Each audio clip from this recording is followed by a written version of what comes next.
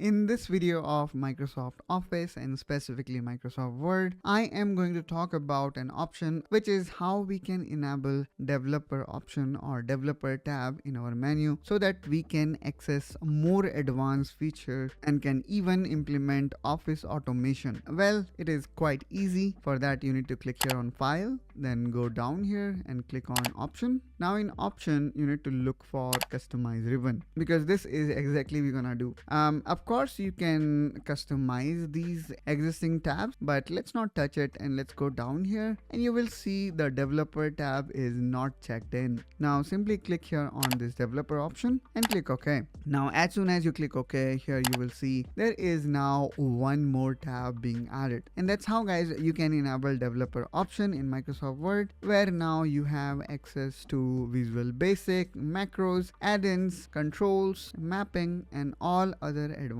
option. And even if you close this and again run Microsoft Word, and then let's click here on blank document, here you can see the developer tab now retained. I hope guys you find this video helpful information. If so, then please make sure you subscribe to Technoholic, as in this channel our objective is to elevate your office productivity. So make sure you subscribe and I will catch you soon with one such another video. Till then, you take care and bye bye.